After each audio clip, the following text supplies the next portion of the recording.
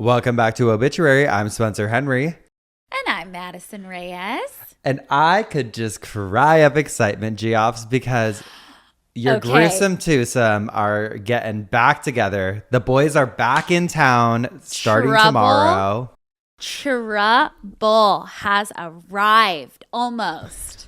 We're on a 24-hour countdown right now till I am in LA with my girly girl. For the weekend, he's staying at my house. Okay. So excited. We're going to terrorize Cisco. We're going to fucking rage. We're going to party. We're going to scream. We are going to do G and poppers and ketamine. We're doing it all. And we're live streaming the entire thing. Imagine. Dude, I am so excited. This trip, so we have actually planned quite a few trips to see each other in the next couple of months. Like, now that the holidays are over and now that I'm all settled in, now we're like, okay, we can hit the ground running. So we have a lot of trips back and forth coming up. We're hitting the plane flying. We're going to be gathering those miles, baby. And actually, the blessing of it all is from doing all of our live shows, we've collected so many points. So we can pretty much see each other every day. Perfect. Yeah. I am really excited, though, because it's also my favorite day of the year. It's going to be the kickoff race, night one, Anaheim Angels Stadium, baby. Yes. So I'm going to pick Spencer up Friday. Yes. We're recording this on a Thursday. Yes. I pick him up Friday at LAX. Picking me up. And then we're going straight to Swingers. Straight to Swingers.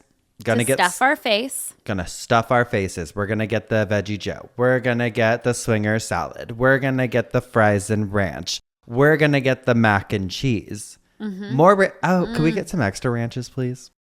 Can we get some extra ranches? Why don't we do onion rings too? Diet Cokes. Hello. DC's. That's nachos. I want the nachos too. Yes. That is one thing.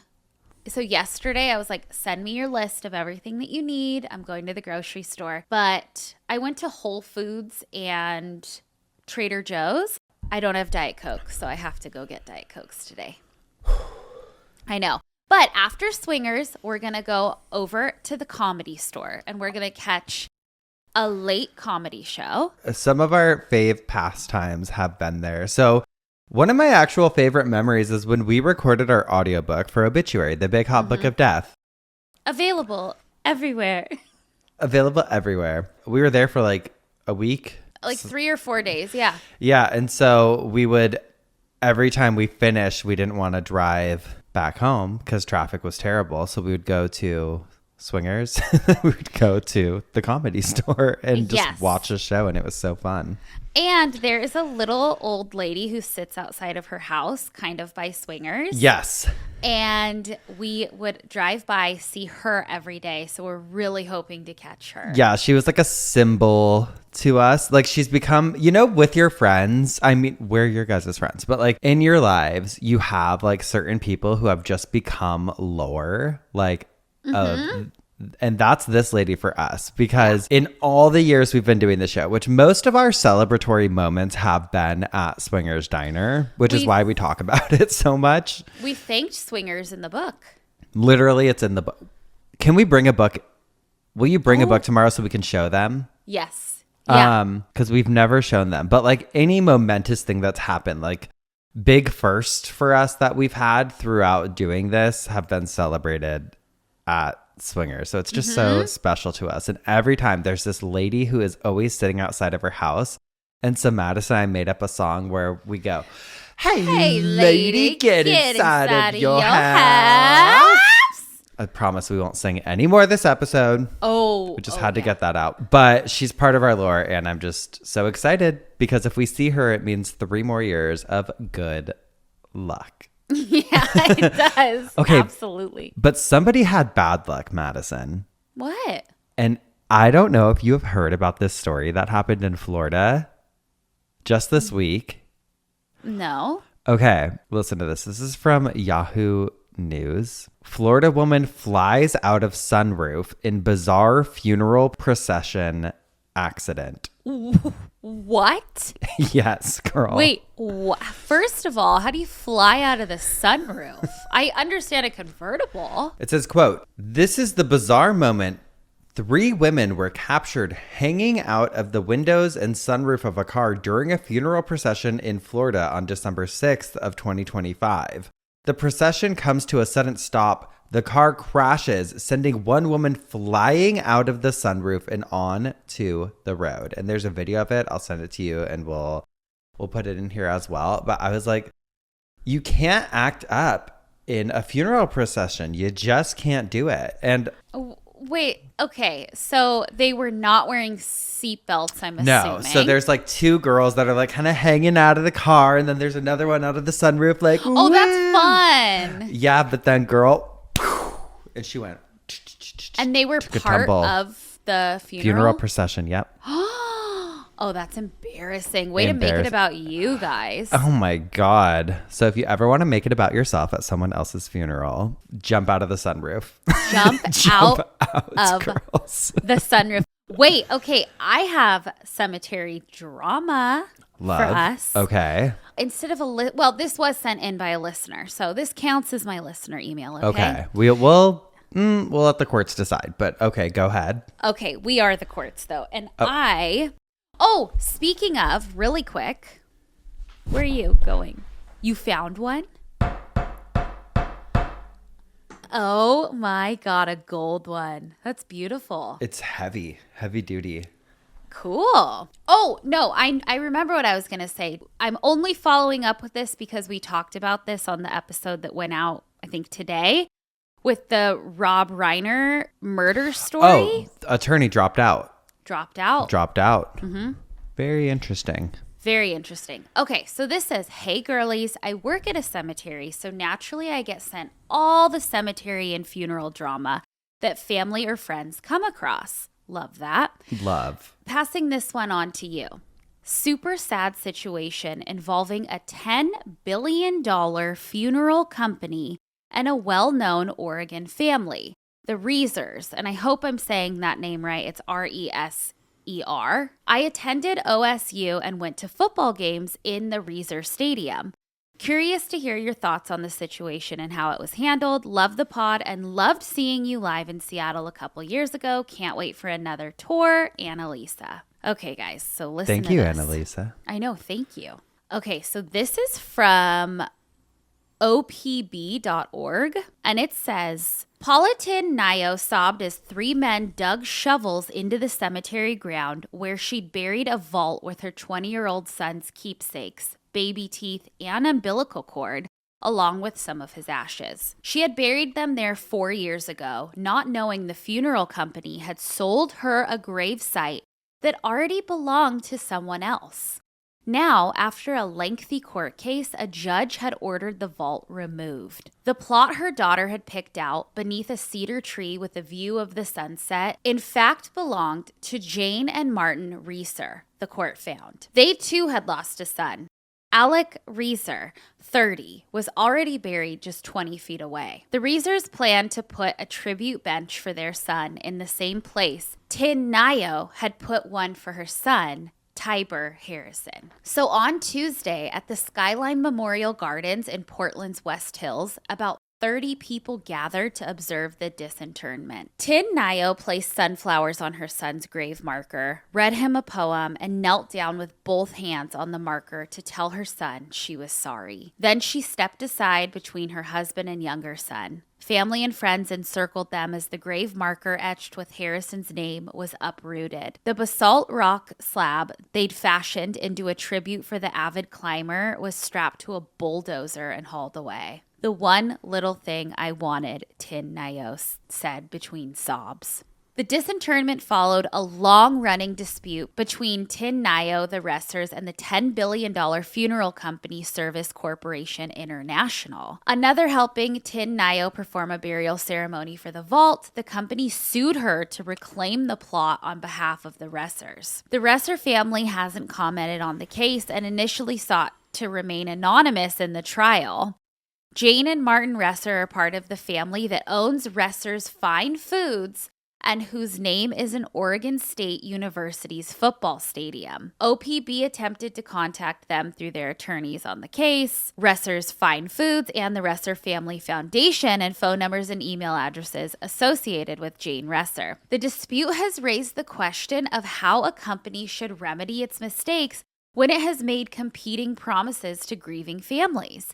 It is one that raises the question of what constitutes a gravesite, pitting Tin Nayo's beliefs in the sanctity of her family's memorial against the fine print of her contract and laws governing cemeteries. It's not a wholly unprecedented case, but it is fairly rare, said Tanya Marsh, a law professor. She said disputes over burial sites have happened before and have resulted in entire bodies being disinterred, which we have absolutely talked about. Yeah.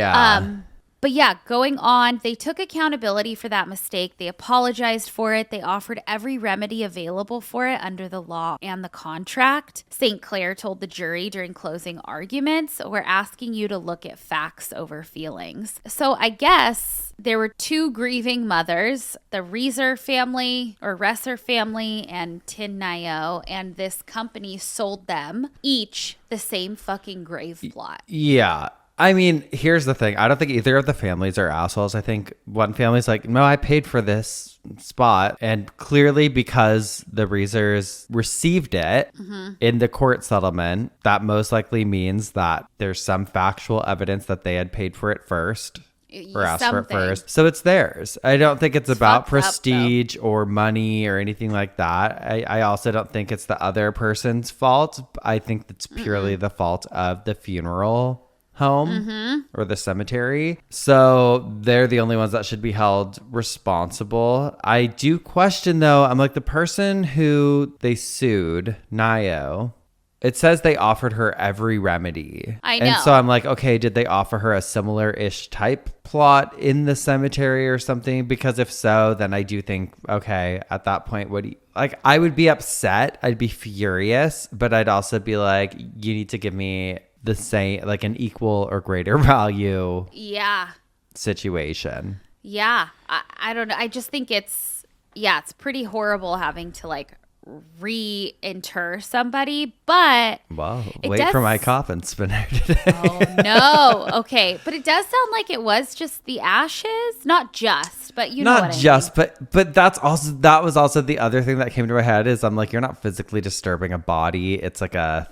capsule that has, I mean, I get it. It's a sensitive subject. Reading on, this says one of the substitute sites offered to both families was under the same cedar tree a few feet away on the opposite side of it. Both rejected it. Okay, then that feels like... Come on, man.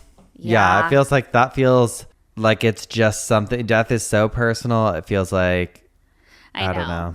I mean, if it was me, it depends too. Like, what are the circumstances? Is the rest of the Reeser family right there? Because it's like, well, yeah, then I want my whole family together if that's how I purchased the plots. But yeah, I also think from doing this show, like it could come off offensive or not empathetic enough, like what I'm about to say. But I do feel like after doing this show, I'm like, it's move the body. Move the body.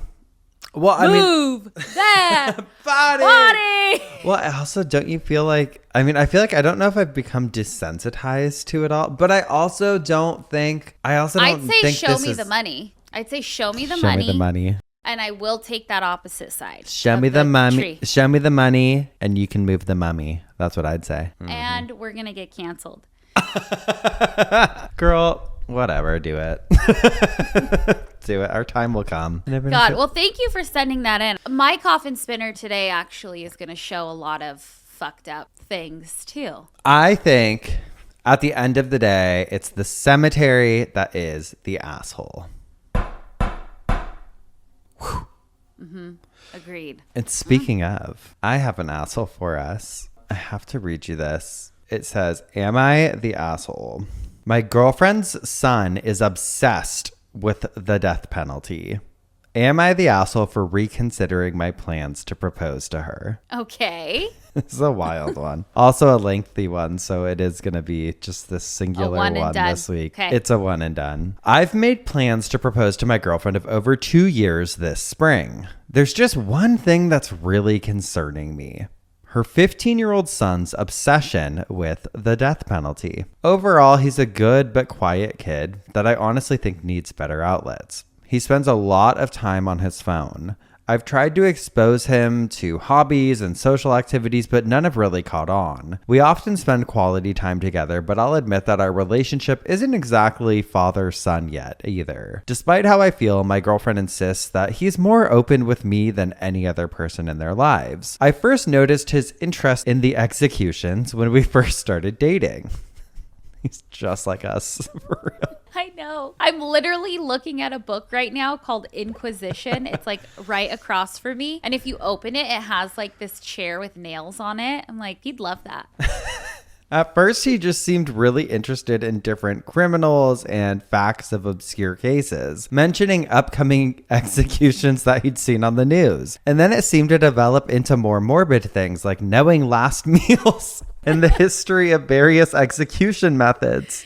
Does he listen to? No. Is he a Geoff? I hope so. I hope so too. He could probably tell you every person put to death in a certain state during a certain period of time. At first, Good for him.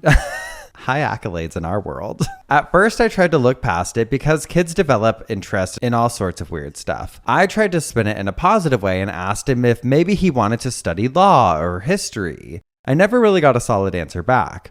But 2 years later, his morbid curiosity is stronger than ever. He has stopped talking about the death penalty around me, but his YouTube history is full of macabre searches like hanging explained, how lethal injection works, lethal injection scene, an electric chair scene from blank movie. It's like he's binging it. I've told him on several occasions that looking up death so much isn't normal. It actually is. It's helpful. Yeah, and it's the one thing we're all going to do so. But he insists it's no different from learning war history. I watch a lot of documentaries myself. True. Absolutely. I don't think he's grasping the weight of my concern for him. I don't think he's sharing this interest with others as he didn't really have friends, but I don't know what else to do. I've talked to my girlfriend about it and she said he's fine. She compared it to kids who like scary movies and thinks it's a phase that will pass. I disagree.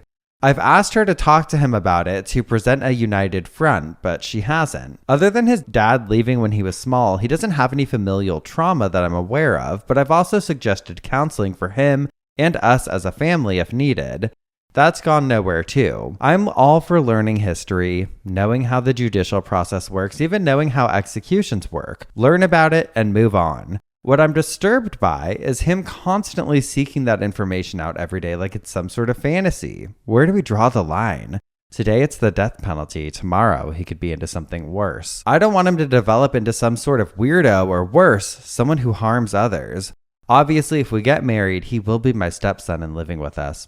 I don't want this to come up later down the road and cause an issue. So I feel it has to be addressed now, since I don't seem to be getting a response from either of them. I'm seriously reconsidering my plans to propose in a few months. Am I the asshole for feeling this way? You're the weirdo, and you should reconsider proposing, I think, because you sound like a stick in the mud. You sound like you don't value education. You sound like you're not curious. You sound like you're very removed from death and from the most natural thing in the world. Yeah. Yeah. And I don't know. You sound boring to me. It doesn't mean he's going to be a killer. No. Because he's interested in learning about that. Like, what? I agree. So most people felt like this guy was not the asshole. And I think it's because we're like in this world that we probably see it differently. Maybe. But a lot of people also made like a good point. They're like, he's probably autistic. Oh, maybe. He's probably on the spectrum and this is like his special interest. And that was a lot of people. Like, I don't like when people online diagnose things or whatever, or like make assumptions. But a lot of people that were commenting were autistic and they were like, yeah, this sounds very normal to me. You should definitely consider that. And then a lot of people were like, yeah, maybe just don't propose, like if it's concerning you.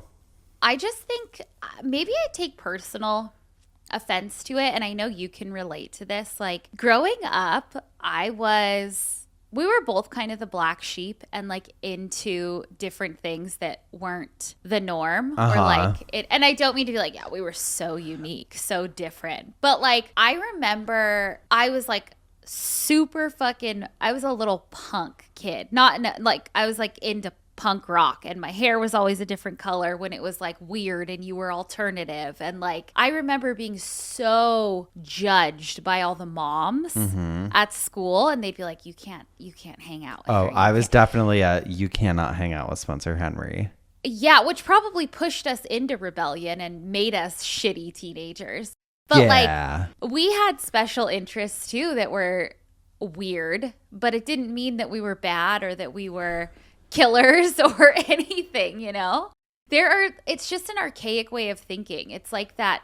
It feels very like 1950s, like, oh, you know, Bobby's into that weird. He likes death. Well, I think replace that with anything else. And also, here's the thing. I would be more concerned if it was something like he's looking up constantly school shootings and things like that. Or like, I don't know, constantly looking up women being abused and like stories about that. Like, then I would be or like. Or animal abuse. Yeah. I mean, those are all indicators. Big red flags. Okay. Yeah. But I'm like, he's just learning about the history of all of it. And like the would-be son or potential future stepson, it said even to him, like, it's not different than you watching all this fucking war footage and learning about war history. And I think that's true. I don't think there's a difference. Replace death with anything else. And people just want it to be darker because it's death. Mm-hmm. So, he pisses me off. I mean, and the fact that he's reconsidering proposing to the mom. Like, come on. But here's where he's right, though. It sounds like he's been like, hey, can we talk to him about this? Would you be open to doing counseling about this? Or at least seeing someone just to talk about it, potentially doing counseling together. So it's not like he's saying you need to handle your son and get him to stop looking at the shit. He's kind of like, I feel kind of weird about it. And I feel like we should, because that's the thing too. We also know people who have had weird fucking kids before. And you're like, that kid needs to go to a therapist. But so it does sound like he's making efforts that way. And it sounds like she's not really willing to. But again, she's not as concerned. So I don't know. She could very well be absent-minded and doesn't care, or she could be like, I know my son, I'm not worried, and I don't want to make this a problem or make him feel shame. Yeah So what do you do? I don't know. You need to maybe the mom needs to find. You need to bring him to Obituary Live 2026, baby. And you'll be the coolest stepdad ever. Get him Obituary, the big hot book of death. I just think censoring like normal things, make it a bigger issue than it is. And it just bothers me because then it's like, what next? Yeah. I don't know. Agreed. Well, anyway. Now I'm pissed off. Well, let's change the subject here. I am up first this week, which means that you should have a little side bitch for us, Madison. I do. I have a little special one. This is from, like a week ago, from ny1.com. And I kept seeing this all over Instagram, but you know the Metro the Metro card. In New York. Always finishing each other's sentences. How do you clock it? The Metro card is dead. It's no longer. She's gone. And they held a big funeral for it at the Metro stations. And so have you been on like the subway before? I have. Have we together? No, I don't think so. Oh, we did. We went to my friend Haley's apartment. I think we took the subway there. I was probably intoxicated. And don't really remember. But my niece lives in Chicago now. And she sent me this cute video because she has to take the subway everywhere. And during Christmas. Is the subway in Chicago? No, it's the Metro. The Metro. She takes the Metro. What's the difference? The subway's underground. And Metro is not. But when I think, because I'm a Californian, when I think of the Metro, I think of buses. Anyway, it was above ground. It was like a train. But they have a subway system in Chicago. Yeah. Subways can go up and down. None of my business. None of my business. Either way, it's like 14 below zero there, like so fucking cold during the winter. Crazy.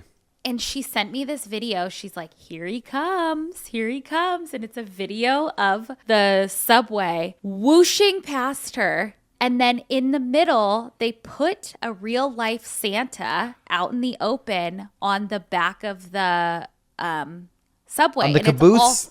And it's all lit up. And he's just waving, probably going 100 miles an hour, freezing his balls off. Fun. I know. It was so cute. I love that. I know. Very cute. But okay, so the Metro, this is from ny1.com. It says, the end of the line for the Metro card after more than 30 years of swipes across the city's transit system. Quote, the Metro card was there when we was broke, when we were late, when we squeezed into the train with one swipe left and that hope in our hearts, said Dupree God, who helped organize a funeral for the famed Metro card in Washington Square Park on Tuesday. New Yorkers said farewell to the dearly departed payment method, while organizers read from a so-called obituary and held up an urn filled with Metro card ashes. Sales will officially end on New Year's Eve as customers permanently switch to the MTA's tap-and-go payment system. Late nights on the train, trying to get from one side of the city to the other. Who do we call? We call the Metro card. And now we'll be reminded of his absence every time we go on the train, said Casey Rand, who attended the Metro card funeral. When asked what she thought of OMNY, Ron said, no comment. For decades, swiping a Metro card with ease has been the unofficial test of a true New Yorker. Now, most customers use tap to pay. You're goated. One swipe? Yeah, you deserve an award. The one swiper, Brooklyn resident Max Cannon said. For one artist, the iconic blue and yellow card was more than just a wallet mainstay.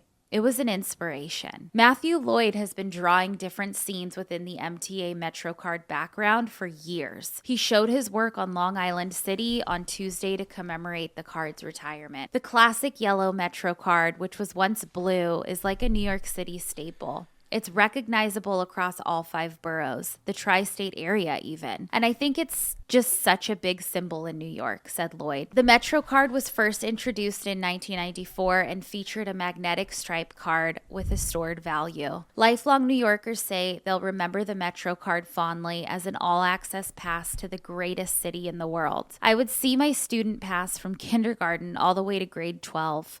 It was always there for me. From the train to the bus, it was my gateway to experiencing the beauty that was New York City. MetroCard will still be accepted into 2026, and the final acceptance date will be announced at a later time. Aw, rest in peace, MetroCard. Rest in peace. And I know it's funny and silly, and we've gone through so many instances of people holding funerals for grocery stores and whatever. But it does, these are little things that add up and little things that affect your daily life so much that, it is only natural to mourn them. Yeah, it's a little sad. We need to start doing an obituary at the end of every year, like an in memoriam. Like, they do at the Oscars and stuff and post all the things that are gone. We should. We missed it this year. I know. Next year. Okay. Next year. All right. Well, we're going to take a quick break. And when we come back, I'm going to tell you guys what had me spinning in my coffin this week. All righty. We'll be right back. And we're back. Spencer, what had you spinning in your coffin this week? All right, girly. Geoffs. Have any of you heard of King Henry VIII? I don't recall. Is he the big, fat, fucking ugly bitch? Gluttonous one. The gluttonous, evil, murderer, evil, just little troll. That's the one. We know him all too well. Well, today's story actually has a little connection to him. A lot of connection to him, actually. Oh, wonderful. Oh, now you've done it. Now you've done it. Why am I mad this episode? I started out so excited. Now I'm mad. Episode where Madison's pissed off. She's had enough So Madison, back in episode 21, you actually talked about King Henry VIII. And in that episode, you mentioned a man named Thomas Cromwell. Okay, sounds familiar. You'll remember as we get into it, but Thomas was basically King Henry's chief minister. Okay, he was like his assistant, kind of. Yeah, for all intents and purposes, his right-hand man. Okay. And today, I'm actually talking about a descendant of Thomas, his great-great-grandnephew, Oliver Cromwell. Okay. And you might think, okay, that's, a ways away. A lot of time has gone by. But this story, I mean, it's full of nepotism. And especially back then, having a last name that ran around in the same circle as the royals meant a lot. You know what my favorite thing is, actually? Pause really quick. You know when celebrities will go on interviews and they'll be like, I auditioned under a secret name, or I auditioned under a different name because I didn't want them to know. And it's like, they fucking knew. You think these top Hollywood producers are sitting in there, these casting agents, and they're not like, well, that's a bald one. like what? Angelina Jolie walks in and she's like, I'm Mary Studer, Barry. Yeah. Okay, so Thomas Cromwell, King Henry's buddy, he died in 1540. And he was actually executed in a very public beheading. A beheading that many Anne Boleyn fans feel was very much justified. Oh, okay, our girl. Uh-huh. So I'm going to give y'all the quick Cliff Notes version of this story. But basically, Thomas Cromwell, he was very cunning, very intelligent, and pretty fucking ruthless, which it makes perfect sense that he ran in line with someone like King Henry VIII. Okay. The perfect companion, really. Giving cunt. It's not in a good way. So Thomas Cromwell provided a lot of guidance to King Henry VIII that he felt was super valuable. Like he really valued Thomas's opinion and kind of like the trend forecasting that he would do to figure out like where things should go. So it was under Thomas's guidance really that King Henry VIII started to turn England away from the Catholic Church. And that's when he sort of started the Church of England, which is very layered and honestly messy. So King Henry, he turned his back on the Catholic Church because the Pope at the time wouldn't annul one of his marriages. So he was like, fuck you guys, I'm going to go start my own thing. And that's kind of how the Church of England started out. But yeah, Thomas's input was highly valued by not only King Henry VIII, but other royals at the time. And girl, we love a feud on this show. Mm-hmm. So Thomas and Anne Boleyn did not get along. The girls were fighting. She didn't trust him for a second because they were pretty much polar opposites in every way when it came to like religion, values, politics, how the church funds were being used, anything and everything. Mm-hmm. They just butted heads. And Anne, at some point, she comes to believe that Thomas is after her. She's like, he's fucking coming for me. He's trying to get me out of the picture. She's probably right. She was right. He played a central role in her downfall, helping find evidence and collect witness statements to support that she was guilty of treason and adultery. Mm-hmm. And whether or not she was has still been highly debated. A lot of historians think that this Thomas guy just wanted her out of the picture, but he was like central in this investigation. So anyway, Cliff Notes. She gets beheaded in 1536. Mm-hmm. And then 4 years later, Thomas got beheaded because King Henry VIII was pissed off that he had married this other Anne named Anne Cleves, who Thomas had set him up with. And so that's kind of why King Henry VIII was like, well, now I'm stuck in this fucking marriage with this lady. I'm going to kill you. So he has him beheaded. You cannot trust a maniac. You cannot. Fuck it. You can't win with King Henry VIII. Yeah, he reminds me of somebody. Can't quite put my finger on it. All right. Now, so Thomas Cromwell, the one who was beheaded, King Henry VIII's former BFF turned scorned enemy. Thomas had a sister named Catherine Cromwell. Catherine had a son who had a son who had Oliver Cromwell. That's the tie-in here, and that's who we're talking about. So Oliver was born in April of 1599 to this family that had a lot of prestige behind them. His grandfather was one of the wealthiest landowners in Huntingdonshire. Huntingdonshire, where they lived. I don't know how to say it. It's That's down the road. Huntingdonshire. Huntingdonshire. But even though their grandpa was super rich, I read some things that like they didn't actually inherit a ton of money. Like they were each given a house as they got older, but that was kind of it. Which, honey, I'll take it. Okay. Oh, I'm Just sitting give me here the house. thinking. That's it. Okay. I'll take problem? it. If I had a house and no Girl. house payment, Oh, I would be living large. give it to Are us. you kidding me? I'm ready for my surprise inheritance. Oliver was one of 10 children born to their parents. He was And all 10 got a house, and you're saying they're not rich? Well, I think the men got a house. Well, of course. I don't Why think would women. They give a woman a house? Come on, she's got to go get out there and get a husband. Yeah. He was right in the middle at number 5, and he was actually the only boy in the family, I guess, to survive infancy. Oh. And from what I can gather, it seems like even though his family had this incredible backstory, life was actually somewhat normal for Oliver until the civil wars of the 17th century in England. Now, he did, I believe, do some schooling at some point, but that's also been very like picked over by historians on whether or not he actually attended this place. I think it was called like London Inn or something. I'm not sure if he actually went there or not. But during those war times, like the civil wars of the 17th century, he put together this really incredible army. And as a Puritan, he loathed King Charles I, who was leading at the time. He was like the ruler of England. Is King Charles related to King Charles? I mean, yeah, but more in like a distant cousin way versus like a direct lineage. Wow. Son. You've studied the royals. I know my history. I'm probably getting all of this wrong.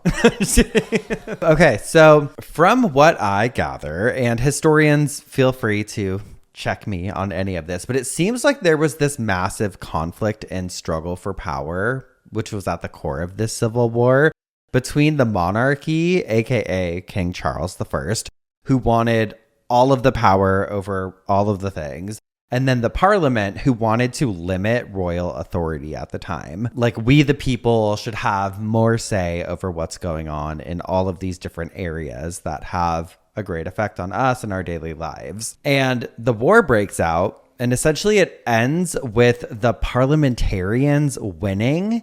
And as a result, King Charles I was executed and England became a republic. Okay. And afterwards, because of this, like even to modern day, it was established that the monarchy could not rule without parliament. So even today, King Charles, he's like part of a parliament that rules within the monarchy or something. I'm still confused on how it all works. Give me a break. I'm American. Yeah, I don't know anything. Give me a break. I'm American and I didn't go to high school. You tried. I'm learning. Okay, I'm learning. I mean, that's a pretty big jump though, right? Going from being, he was just not just, but he was like a landowner at the time. That was like his occupation, was owning and tending to his land at the time, Oliver. To go from that to being kind of responsible for the fucking king getting executed is crazy. Like, that's a big leap. Wow. Okay. On September 3rd of 1658, he passes away, Oliver, at the age of 59, most likely from sepsis or some sort of blood infection. Ooh. And they held this massive funeral honoring his life and burying him at Westminster Abbey. Oh, okay. That's some place I'd like to go, is Westminster Abbey, to see all the burials. His son, Richard Cromwell, took over his father's role as Lord Protector. That's what Oliver was referred to. That was his title, but he resigned from it the following year, I think, because the old regime was starting to take over again. Because 2 years later, who returns to take the throne but King Charles II, the son of King Charles I. Okay. He pardoned some of the people who were involved in the parliament, but he went after others who had partaken in the execution of his father, or who felt like were partially responsible. And the main enemy, obviously, Oliver, was already dead at this point. So what does he do? He requests that Oliver Cromwell's body be exhumed from Westminster Abbey. He wanted him out of there because when Oliver was buried there, it was like he was a national hero.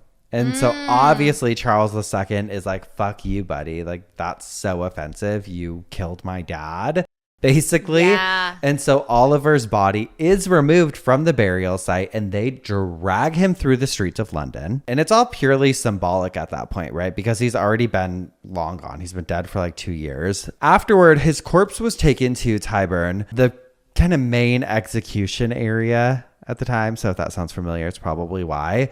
And his body was hanged from these chains. And basically, his corpse was treated as if he was this traitor to the country. And this was fully an act of public humiliation. Because what other point do you have to prove at this point? Like, he's no hero. Let's treat him like the criminal he was. That was their thought process.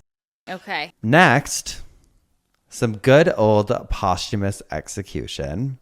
Oh, God. They behead his corpse and his body is thrown into a pit. And then they take his dismembered head and they mount it on this spike where it was displayed above Westminster Hall for the next 2 decades. And what? It lasted? Oh, that was just the start of their journey, girl. Yeah, the head was up there. So picture you're going like to run your little errands for the day and you're just like, there's the fucking head. There it is. Wow. I mean, they were probably used to seeing crazy shit. I'd walk by and be like, it looked at me, girl. Oh my God. Well, I just can't imagine the smell. I can't imagine the decomposing. I can't. Crazy. The head was eventually stolen. Also, I'm sorry, really quick.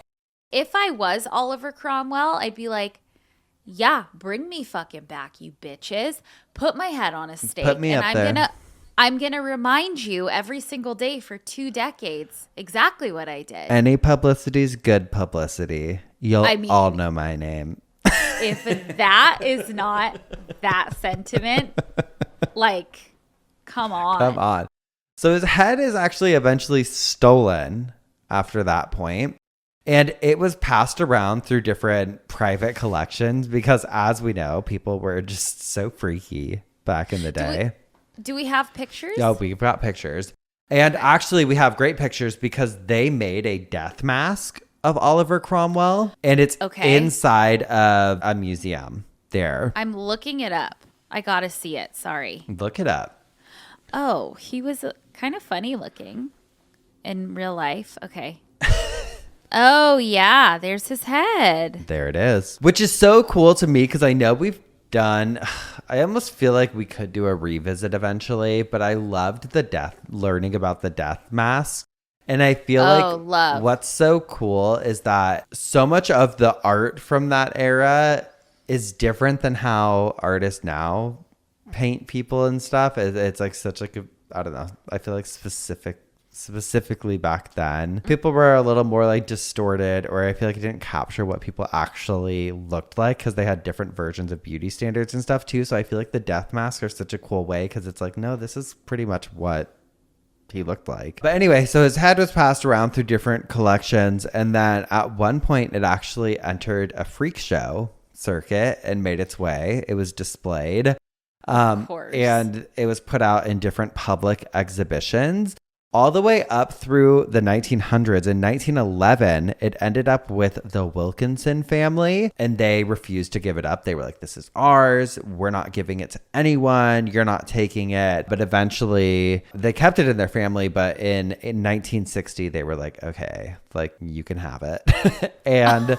finally, Oliver was able to rest in peace once again when his head was buried at Sidney Sussex College in Cambridge, near where Oliver had apparently once studied. Okay. Now, where's the rest of his body? It was thrown in the pit? It was in the pit, girl. He finna be in the pit.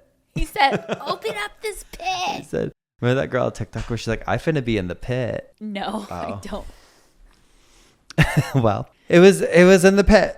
And that's a pitiful story, girl. But that is, at least his head finally got to rest in peace. Oh my God, Oliver. I'd love to. Well, I guess we can't see it in person. Well, there's no marker, I guess, where he's actually buried. But you can see the death mask in person. So. Okay.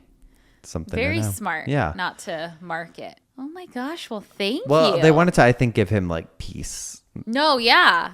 But I feel like it would be like remember Jeremy Bentham? Like they stole his fucking head. Yeah, and girl. used They it as played a football. Uh-huh. Yeah. I feel like someone would go and steal it again. Yeah. They're out there. Wow. Very cool. Very crazy. Yeah. Very fucked up. Uh-huh. And I still keep thinking about your Am I the Asshole? I'm like, that kid would love this He would story. love this story. Yeah, he's subscribed. Yeah. This is kind of how he finds out about his stepdad. Oh. Sorry, kid. We'll adopt you. I know. Come live with us. Split custody, but Hey, we'll hire you as a researcher. You love yeah, the hey. researcher that much? You need some money, kid? Love it. Yeah. Get you a little work permit through your high school. Yeah, totally. Would you like to intern? Perfect. I'd love it. Well, we're going to take one more quick break. And then when we come back, we'll hear what had you spinning in your coffin this week. Alrighty. We'll be right back. And we're back. What had you spinning in your coffin this week, girly? Okay, girlies, I'd like to start us off with a philosophical question. Oh boy. If a headstone falls in a cemetery and no one is around to hear it, does it make a sound? And also, does it kill? Wow. I have chills. I'm there. Wow, honey. Honey, give her a prize. Give me the Nobel Peace Prize. Get her on stage at the Hollywood Poetry Slam night. The Slam Poetry night. Yes. I love it. Well, guess what, guys? It fucking does. It kills. And I'm going to get into some real grave danger this week. Okay? Killer tombstones, killer headstones, killer grave monuments. Hey, I've been told I give some killer head. Oh, keep it to yourself. No. I need money. Well, whatever you want to call them, they have toppled over and killed many people. Tombstones. We're talking headstones. Oh, headstones. Tombstones, headstones, Gravestones. monuments. Cemetery markers. Yes, A man by many absolutely. a name. I know, and it's a freak accident, but it does happen more than you'd think. Headstones are obviously not a new subject for us, but sometimes I forget how heavy they are. Like, you never think about, like, oh, shit. Oh, I do. Those are, you do? Yeah, I'm always lifting them up. I'm like, Yeah. Yep. Wow, look at him. throwing them, walking through the Whoa, cemetery. that shirt makes your arms look big. Yeah, like that's not air in there. That's like cool. Looks good. Your shoulders look good. I've been working out. Okay. Well, some are anywhere between 300 pounds to thousands of pounds. Oh, shit. Tons. Yeah. It's really crazy when you think about it. And admittedly, I think, and I know you think this too, the coolest ones are the oldest ones usually. And probably the heaviest and most uninspected and most dangerous. Yeah. After you hear all these stories, you'll understand why. Because there is a reason. And that reason is typically weather can affect these tombstones. Soil erosion. A lot of time weather, like when it's cold, it can make the ground softer. And the soil starts to erode the materials of the headstone. When it's cold, rust. it gets softer.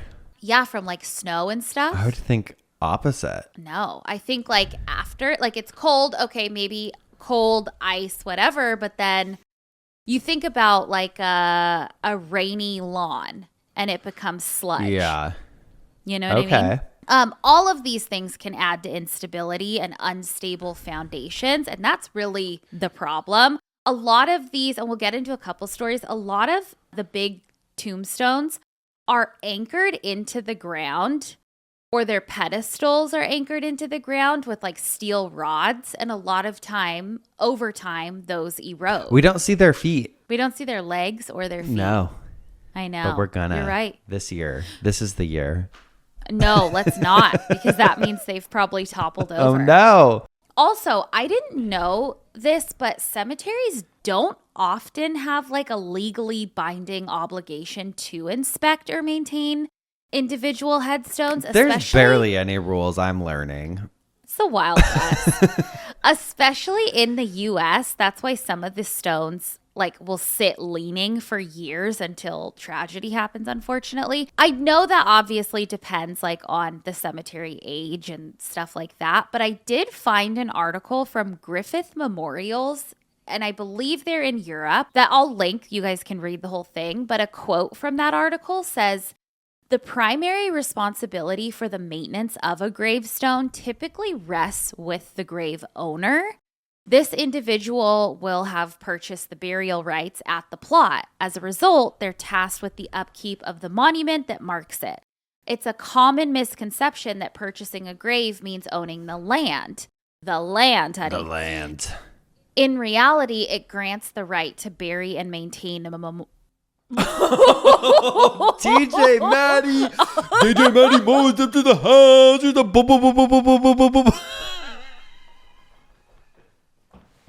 How did my body do that? How did it do that?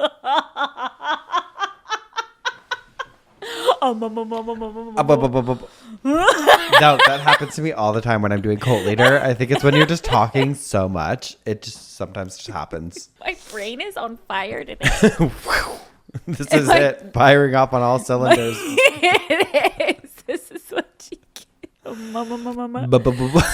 was like when that lady was struck by lightning and they were doing the report. Remember? And they showed the clip of her in the hospital.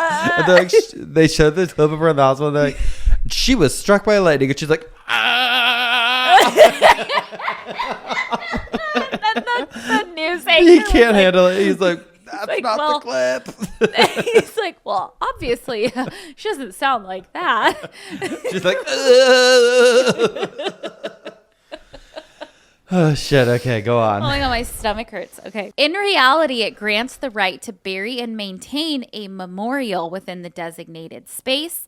The grave owner's duties include ensuring the gravestone is secure, well-maintained, and does not become a hazard within the cemetery. It goes on to say local councils and church authorities maintain their own sets of regulations governing the maintenance and modification of gravestones. These rules often require that any significant maintenance, repairs, or alterations receive prior approval. So basically, the gist of it is it's all kind of hazy and murky, depends on where you are, depends on the cemetery, all of it. So like with many things we're learning here.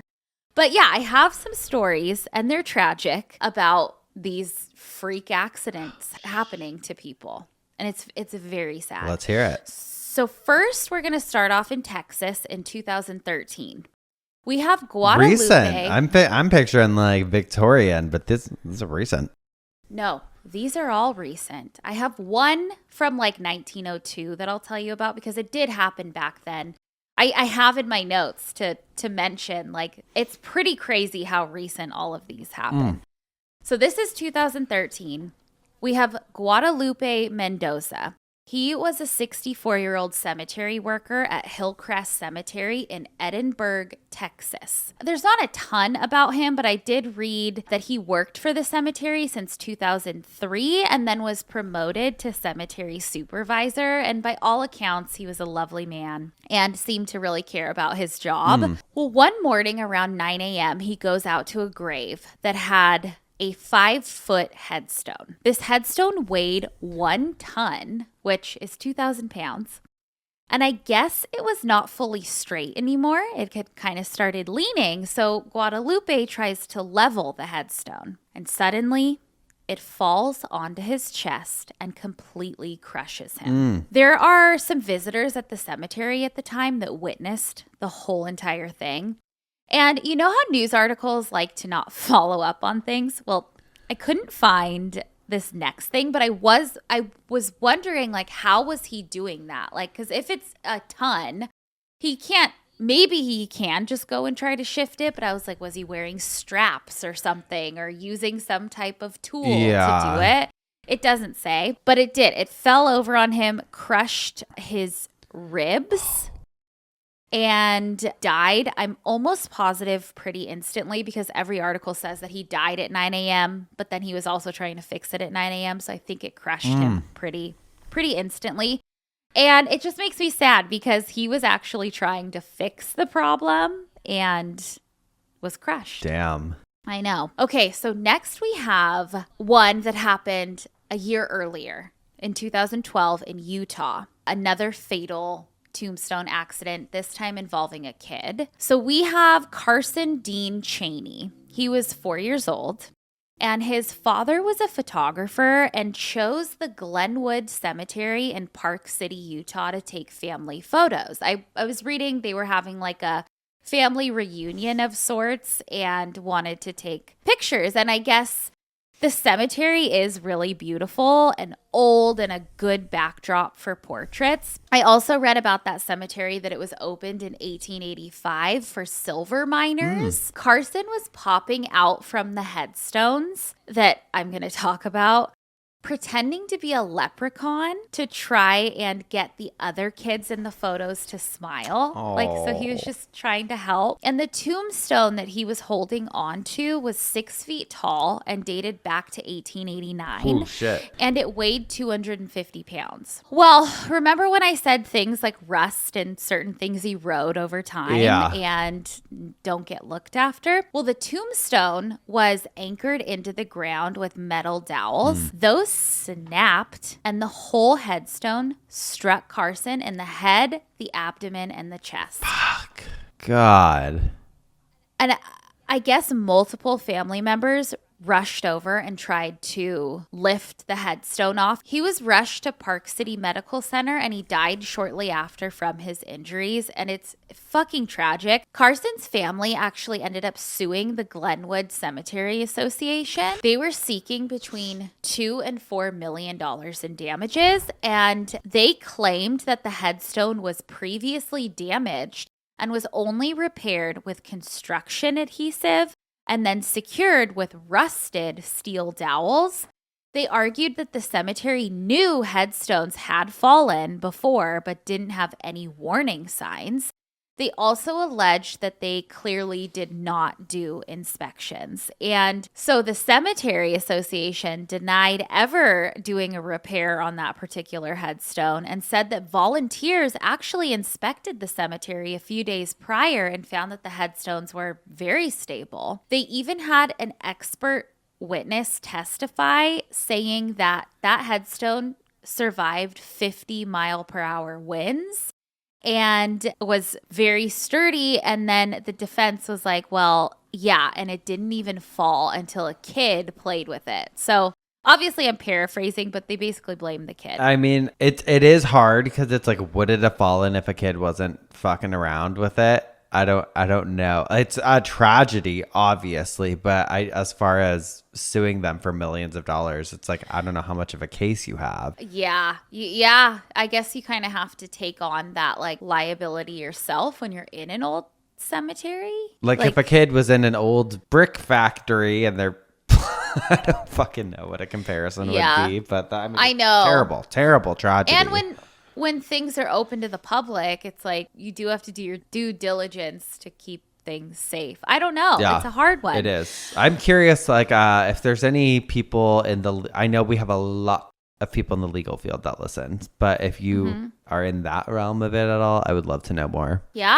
Yeah, absolutely. The trial was about 3 days, I believe, and the jury deliberated for a few hours and ended up ruling in the favor of the cemetery. The cemetery, I guess, did shut down after the death of Carson, but opened up over a month later and had signs all over, like warning signs, like please do not touch headstones. Yeah. Carson's family started doing something incredibly sweet, though, to honor him. There's a quote from his mom via KUTV.com, and she talks about the experience. She says, quote, "It was beyond traumatic, a super dark time in my life," Carson's mother, Hillary Cheney, said.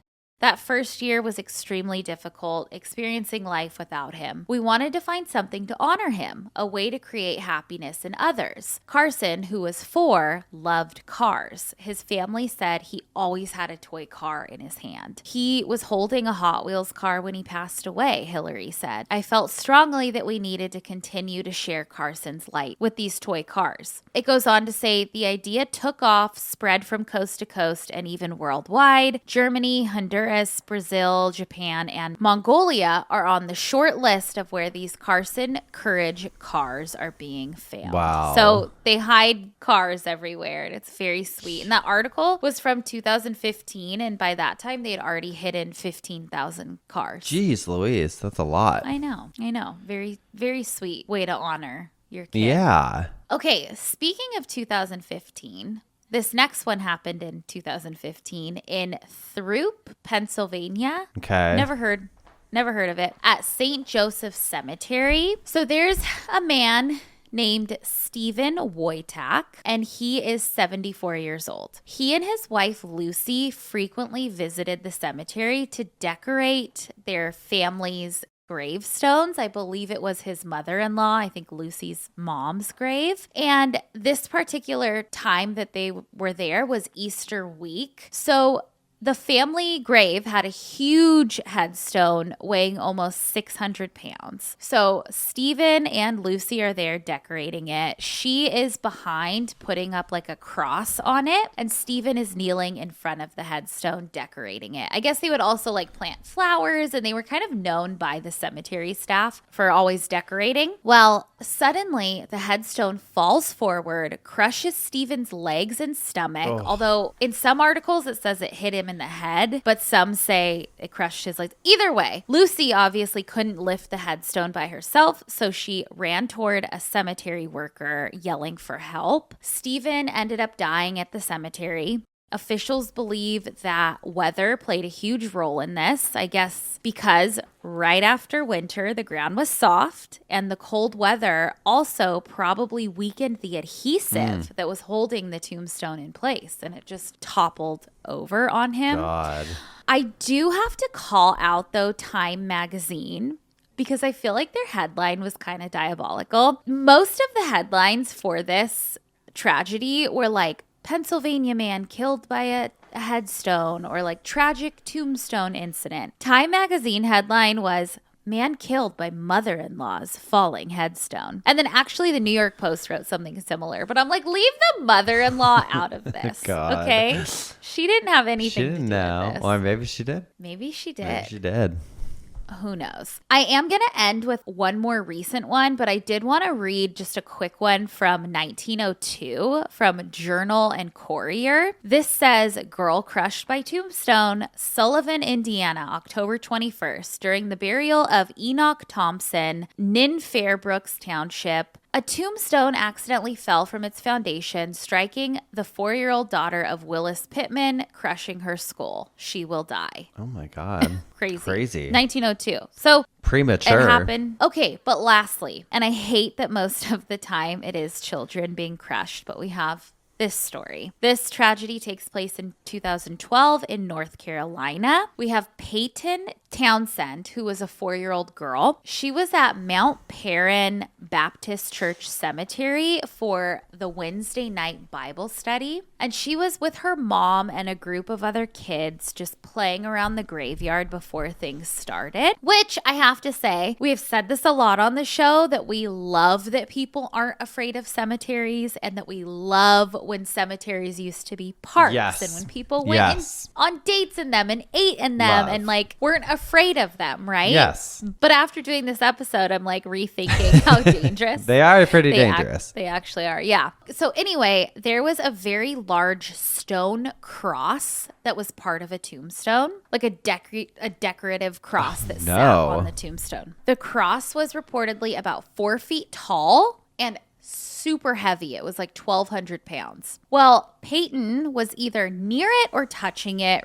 Reports kind of vary, but either way, the stone cross fell on her and hit her with full force, killing her obviously. I read that her mom was a nurse, her dad was a state trooper and a paramedic, and they tried saving her.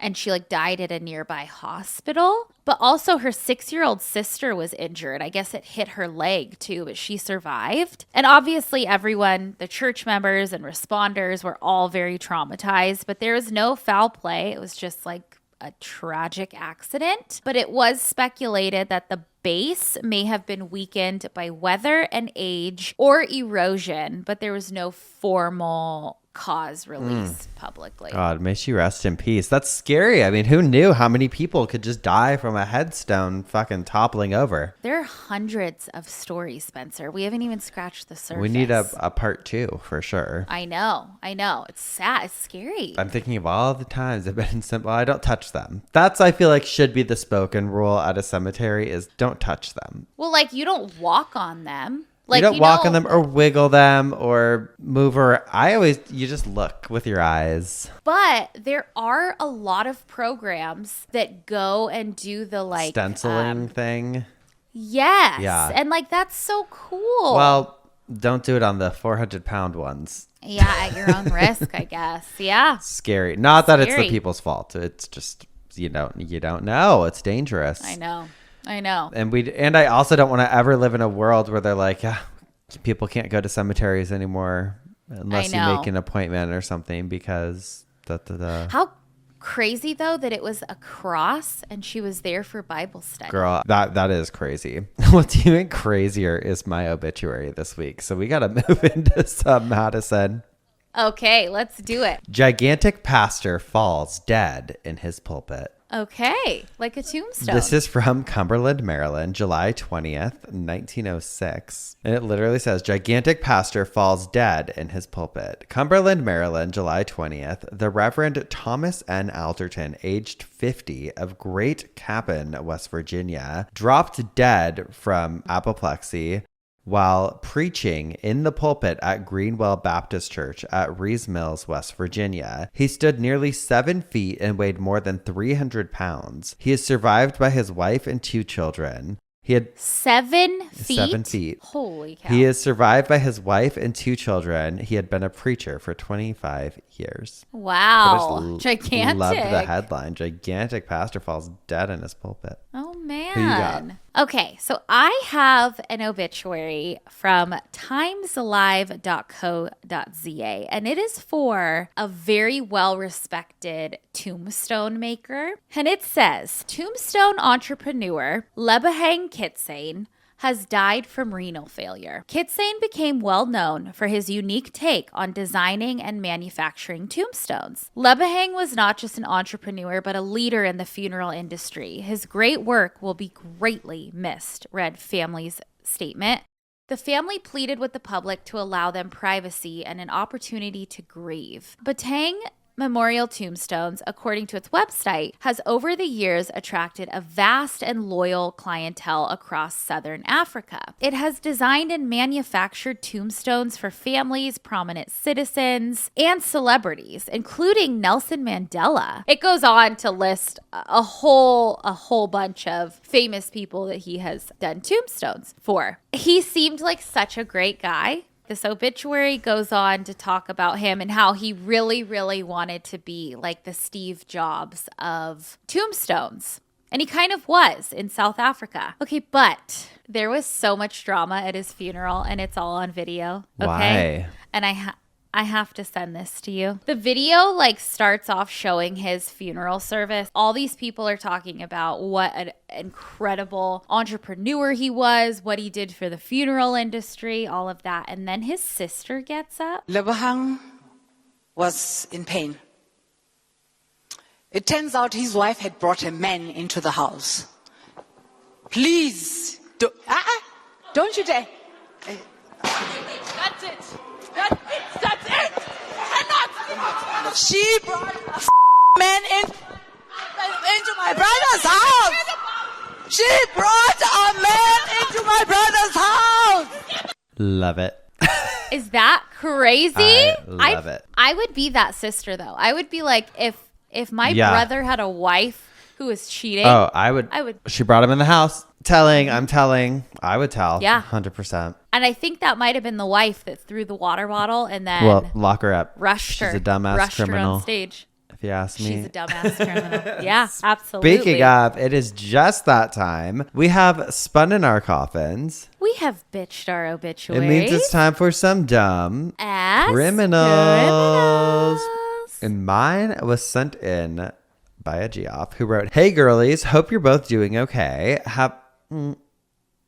Not really, but I wish you would have thanks. said great." I know. Just kidding. I have been catching up on episodes and I'm up to March 23rd. So grateful for your hilarity, sensitivity, honesty, sassiness, and all around beautiful friendship. Thanks for making me full ugly cry, laugh until I cry, and everything in between. I have a short but sweet little story for you. I wish I could go back to my beautiful mama to ask for more details, but she sadly died before her 60th birthday in 2022. Fuck cancer. Oh, so sorry. Fuck cancer for real. So my mom worked at a big London department store in the 80s. You're going to love this. She moved to the big city with a friend of hers, wanted to see the sights, and got a job working at a flagship store on Oxford Street, the shopping district. 80s shopping sounds amazing. Iconic. Being such a big store, there were several plainclothes security staff working throughout the place at any given time. One of these was a big, no-nonsense woman who we'll call Roberta. One day, Roberta was patrolling, looking for suspicious activity, when a customer decided to drop trow and flash her. Toxic male behavior, clearly expecting her to be horrified. But Roberta, oh no, honey. The unflappable legend that she was, grabbed the feeble flasher by his meager member and marched him through the store, trousers around his ankles, to the manager's office, where he was asked to redress and promptly removed from the building. Oh, Roberta, you're a bad bitch. A legend. My mom was super annoyed that she didn't get to see this spectacle, not working that day, but the incident of Queen Roberta and the feckless flasher went down in infamy. You'd get sued to hell now, but hey, it was the 80s. Love you both. Keep the laughter and tears coming in equal measure, from Chloe. And yes, please use my name if you share the story. I'm sure my mom would be correcting some of the details, but she'd be tickled pink that this story was being shared. Oh, Chloe, We had to and I'm sorry about your mom. We had to share it for your mom. Can you imagine the embarrassment? This is like, you know what some people say, like, oh, that person needs to get an ass whooping. Yeah. Like they need to, like, that's kind of how this was. Like he learned his I lesson, think I bet. stores should be able to to do that. I think you should still be able to do that. It's crazy. Yeah, absolutely. Crazy out there. You think you can just pull your pants And down? but I also, like, you shouldn't have to. That's the catch. I don't think you should have to, like, stop if someone's doing something crazy for your own. But if you're in there and you're like, nope, I'm handling shit, you should be allowed to handle it. Absolutely. And not have to risk Getting in trouble. losing your job. Yeah. Yeah. Okay, well, I have a dumbass criminal that I found on this website. It's like a blog called weirduniverse.net. And they had so many great newspaper clippings that I was going through. This one is like a fucking cartoon. Okay. Spencer, it's from the Syracuse Herald Journal, May 9th, 1952. And it says, clumsy burglar foils himself. A clumsy burglar was thwarted in his attempt to rob a loan company. The burglar smashed a plate glass window, then stepped through the opening. His feet came down into a large pan of oil under the window. He slipped and plopped into the oil. When he fell, he also upset a large fire extinguisher, which went off, dousing him with its spray. What? Disgusted and wet, the burglar beat a hasty retreat through the window. What an idiot. What a fool. Such a cartoon. A fucking fire extinguisher going A on. dumbass criminal, if I've ever heard one. That'd be It's like being tarred and feathered. He was oiled and extinguished. some Home Alone goofy type shit. That's a goofy ass criminal. Well, I gotta go. Get our shoulders ready. I gotta go pack my bags, Miss Girl, so I can come see you tomorrow. Oh my God, I'm so excited. So get ready to get sick of us. That's what I'll say. Oh yeah. But here comes trouble. here comes Tinseltown. hope you're ready. Okay. Hollywood. Hey, Hollywood. But that's it for the week. We'll be back next week with some more Coffin Spinners And and obituaries. dumb As criminals. Goodbye. Goodbye.